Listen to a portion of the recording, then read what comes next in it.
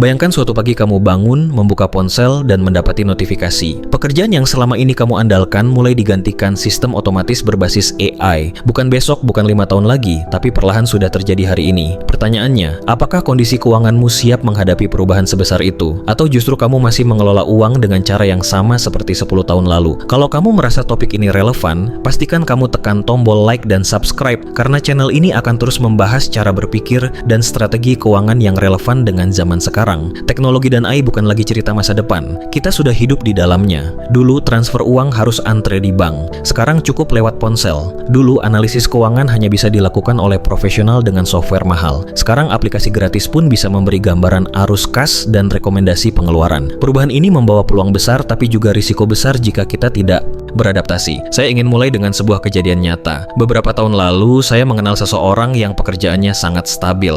Gaji rutin, tunjangan lengkap, dan hampir tidak pernah berpikir soal alternatif penghasilan. Ketika teknologi mulai masuk ke industrinya, tugas-tugas manualnya perlahan diotomatisasi. Awalnya dia menganggap remeh. Masih lama katanya. Tapi dalam 2 tahun, perannya dipangkas. Bukan karena dia tidak pintar, tapi karena dia tidak siap secara finansial dan mental.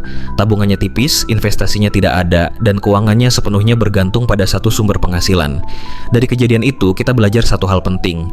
Di era teknologi dan AI, stabilitas bukan lagi soal siapa yang paling lama bekerja, tapi siapa yang paling cepat beradaptasi. Tips pertama dalam adaptasi keuangan adalah mengubah cara pandang terhadap penghasilan. Dulu memiliki satu pekerjaan tetap dianggap aman. Sekarang justru berisiko.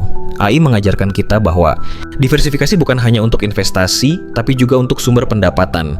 Tidak harus langsung besar, bisa dimulai dari keterampilan yang kamu miliki.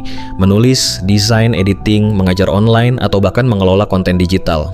Banyak orang yang dulu menganggap ini hanya sampingan, tapi sekarang justru menjadikannya sumber penghasilan utama ketika pekerjaan utama terganggu.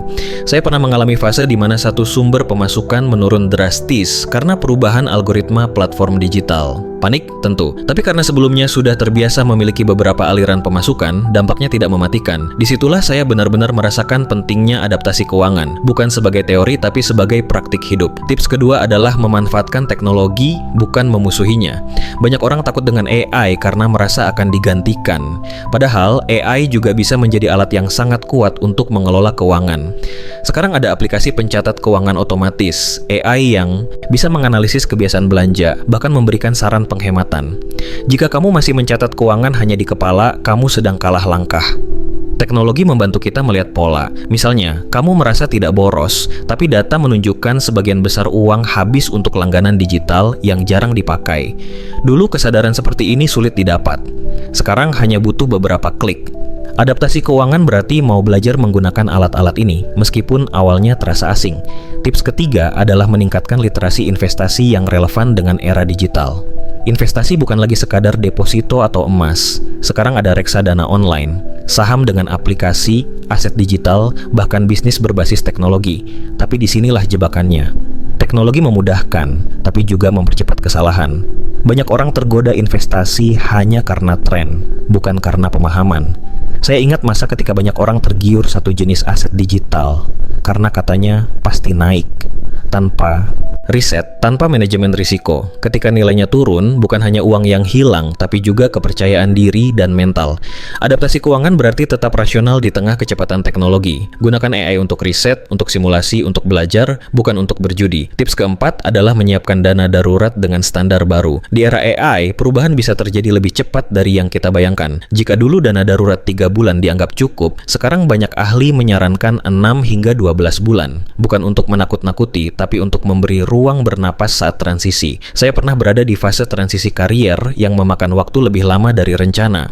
Kalau saat itu saya tidak punya dana darurat yang cukup, keputusan yang saya ambil mungkin akan didorong oleh panik, bukan strategi. Dana darurat bukan hanya soal uang, tapi soal ketenangan berpikir. Tips kelima adalah investasi pada diri sendiri. Ini mungkin terdengar klise, tapi justru paling penting di era AI. Skill yang relevan hari ini bisa usang besok. Maka, anggaran untuk belajar harus dianggap sebagai kebutuhan, bukan pengeluaran sisa. Kursus online, pelatihan, sertifikasi, atau bahkan waktu untuk belajar mandiri adalah bentuk investasi jangka panjang. Saya pernah menunda belajar satu keterampilan baru karena merasa belum perlu. Ketika akhirnya perlu, saya tertinggal jauh dan harus mengejar dengan usaha 2 kali lipat. Sejak itu, saya menyadari bahwa adaptasi keuangan tidak bisa dipisahkan dari adaptasi skill. Tips keenam adalah menjaga keseimbangan antara efisiensi dan kontrol. Teknologi membuat segalanya otomatis, pembayaran, investasi, bahkan pinjaman. Ini nyaman tapi juga berbahaya jika kita kehilangan kendali. Jangan sampai semua keputusan keuangan diserahkan pada sistem tanpa kita pahami. Adaptasi bukan berarti pasrah, tapi bekerja sama dengan teknologi secara sadar. Terakhir, bangun mindset jangka panjang. AI berkembang sangat cepat, tapi prinsip keuangan sehat tetap sama. Hidup di bawah kemampuan, mengelola risiko, dan berpikir ke depan. Teknologi hanyalah alat. Yang menentukan arah tetap cara kita berpikir dan mengambil keputusan. Jika ada satu pesan yang ingin saya tekankan, ini dia. Jangan menunggu sampai perubahan memaksa kamu beradaptasi. Mulailah dari sekarang, dari hal kecil, dari kebiasaan sehari-hari.